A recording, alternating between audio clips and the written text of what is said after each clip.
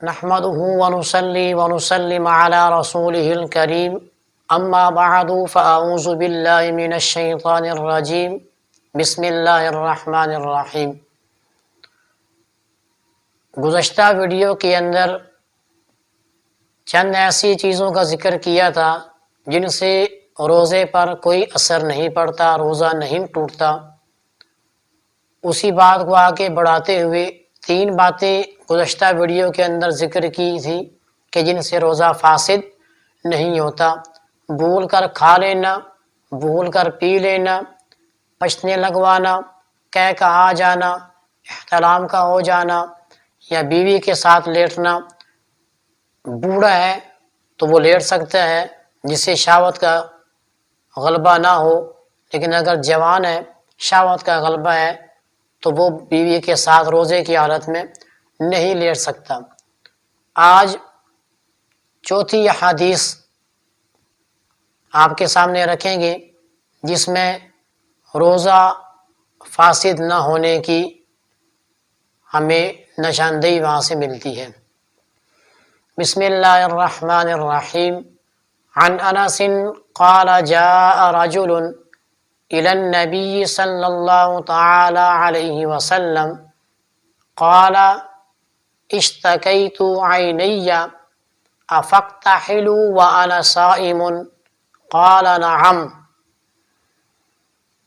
حضرت انس رضی اللہ تعالی عنہ سے روایت ہے کہ ایک آدمی رسول اللہ صلی اللہ تبارک و تعالی علیہ وسلم کی خدمت میں حاضر ہوا اور عرض کی کہ میری آنکھ میں تکلیف ہے، میری آنکھ میں تکلیف ہے، تو کیا میں روزے کی حالت میں سرما لگا سکتا ہوں؟ تو آپ صلی اللہ تعالی علیہ وسلم نے ارشاد فرمایا، نعم، کہ تو روزے کی حالت میں آنکھ میں سرما لگا سکتا ہے۔ اس سے معلوم یہ ہوا کہ آنکھ میں سرما یا دوا کے لگانے سے روزے پر کوئی اثر نہیں پڑتا، روزے کی حالت میں سرما لگایا جا سکتا ہے۔ اسی طرح ایک اور حدیث آپ کے سامنے، عن عامر بن ربیعہ قال رأيت النبي صلی اللہ تعالی علیہ وسلم ما لا احصی یتسوق وهو صائم۔ حضرت عامر بن ربیعہ سے روایت ہے، وہ فرماتے ہیں کہ میں نے رسول اللہ صلی اللہ تبارک و تعالی علیہ وسلم کو اتنی دفعہ کہ میں شمار نہیں کر سکتا، اتنی دفعہ یعنی اتنی کثیر دفعہ کہ میں شمار نہیں کر سکتا، کیا کرتے دیکھا؟ روزہ کی حالت میں مسواک کرتے۔ یعنی حضرت عامر بن ربیعہ جو حدیث کے راوی ہیں وہ بیان کرتے ہیں کہ میں نے اتنی کثیر مرتبہ اللہ کے نبی صلی اللہ تعالی علیہ وسلم کو بحالت روزہ مسواک استعمال کرتے ہوئے دیکھا، تو اس سے پتہ یہ چلا کہ مسواک کرنے سے بھی روزہ نہیں ٹوٹتا۔ اگر مسواک کرنے سے روزہ ٹوٹتا تو آپ علیہ الصلوۃ والسلام بحالت روزہ اتنی کثرت کے ساتھ مسواک کا استعمال نہ فرماتے۔ اسی طرح ایک اور حدیث کے اندر آپ علیہ الصلوۃ والسلام کا ارشاد عالی شان، عن بعض اصحاب النبی قال لقد رأيت النبي صلی اللہ تعالی علیہ وسلم بالعرج يصب على رأسه الماء وهو صائم من العطش او من الحر۔ رسول اللہ صلی اللہ تعالی علیہ وسلم کے بعض اصحاب سے روایت ہے، بعض صحابہ کرام سے روایت ہے کہ میں نے رسول اللہ صلی اللہ تعالی علیہ وسلم کو مقام عرج میں دیکھا، تو آپ صلی اللہ تعالی علیہ وسلم روزے میں تھے، آپ علیہ الصلوۃ والسلام کا روزہ تھا اور پیاس اور گرمی کی شدت کی وجہ سے سر مبارک پر پانی بہا رہے تھے۔ آپ علیہ الصلوۃ والسلام کے صحابہ کرام نے کیا چیز دیکھی کہ اللہ کے نبی روزے کی حالت میں تھے، اللہ کے نبی کا روزہ تھا اور گرمی کی شدت کی وجہ سے آپ صلی اللہ تعالی علیہ وسلم سر پر پانی ڈال رہے تھے۔ تو اس سے یہ چیز سمجھ آئی کہ پیاس کی شدت کو کم کرنے کے لیے یا گرمی کی شدت کو کم کرنے کے لیے سر پر پانی ڈالا جائے تو اس سے روزہ فاسد نہیں ہوتا۔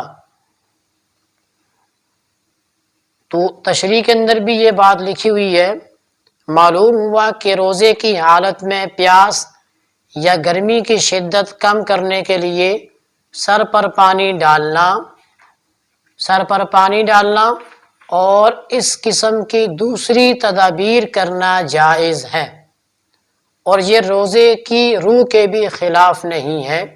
رسول اللہ صلی اللہ تعالی علیہ وسلم اس طرح کے بعض اعمال اس لیے بھی کرتے تھے کہ اس طرز عمل سے اپنی عاجزی ظاہر ہوتی ہے جو بندگی کی روح ہے، اور نیز یہ اعمال کر کے امت کے لیے آپ صلی اللہ تعالی علیہ وسلم نے ایک سہولت کا نمونہ بھی قائم فرما دیا۔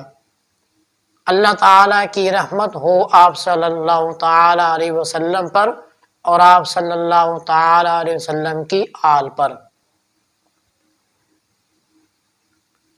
یہ جو حدیث کے اندر عرج کا لفظ آیا ہے، اس کی تھوڑی سی وضاحت آپ سن لیں کہ عرج کیا چیز ہے۔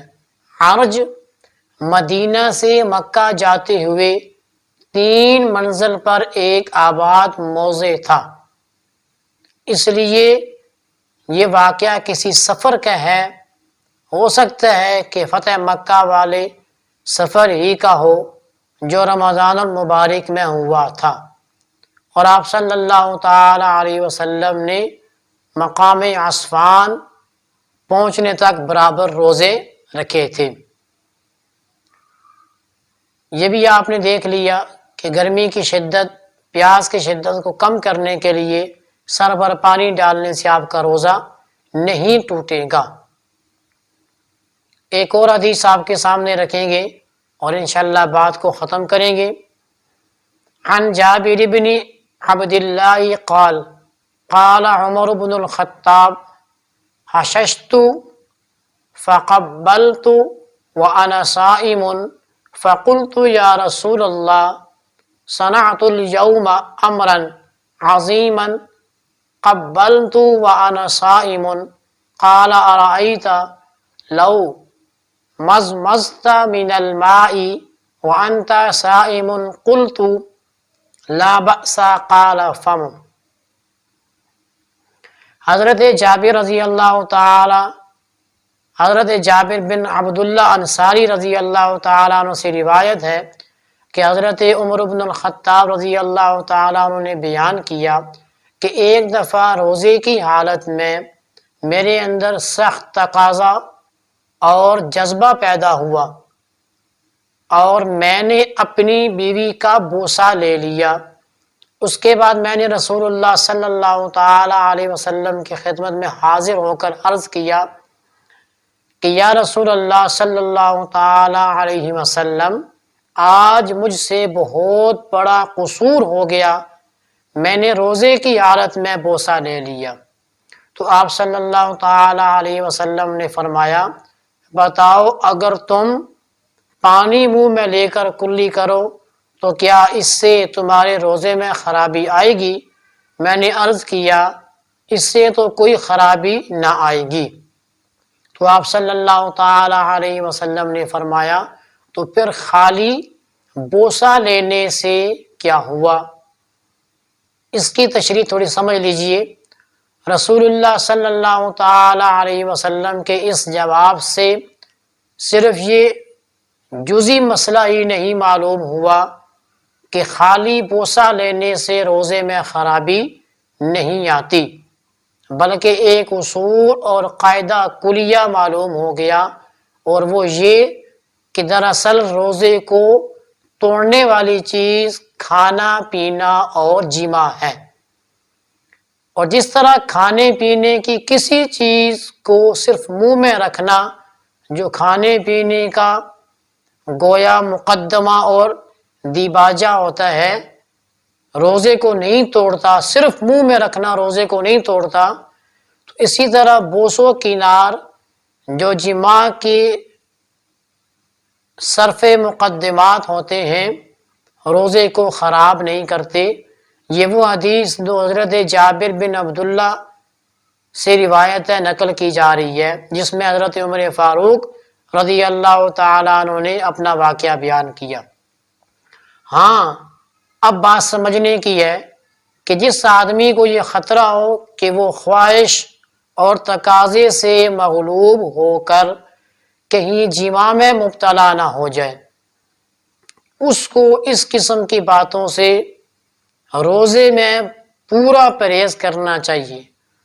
مطلب یہی ہے، جیسے پچھلی ویڈیو کے اندر حدیث میں یہ بتایا تھا کہ بیوی کے ساتھ لیٹنے میں گنجائش بھی ہے اور نہیں بھی ہے۔ بوڑھے بندے کے لیے گنجائش ہے جس کو شہوت نہیں آتی، جوان کے لیے گنجائش نہیں ہے۔ یہاں پر بھی اسی طرح ہے کہ اگر بوڑھا بندہ بوس و کنار کرتا ہے تو اس کے لیے گنجائش ہے اگر اس کو شہوت کے نہ آنے کا گمان ہو، لیکن اگر جوان بندہ ہے جس کو بوس و کنار کرنے سے شہوت کے غلبے کا غالب گمان ہے، اس کو شہوت آ جائے گی، تو وہ پھر اس کے لیے یہ کام جائز نہیں ہے۔ تو اللہ تعالیٰ سے دعا ہے کہ اللہ تعالیٰ ہمیں اپنے روزوں کو پوری احتیاط کے ساتھ گزارنے کی توفیق عطا فرمائے، اور جن کاموں سے احادیث کے اندر اللہ کے نبی نے منع فرمایا ان کاموں سے ہمیں بچنے کی توفیق عطا فرمائے۔ انشاءاللہ ثم انشاءاللہ پھر کسی نئے موضوع پر آپ کے سامنے حاضر ہوں گے، تب تک کے لیے ہمیں اجازت دیجیے۔ اللہ حافظ، السلام علیکم ورحمۃ اللہ وبرکاتہ۔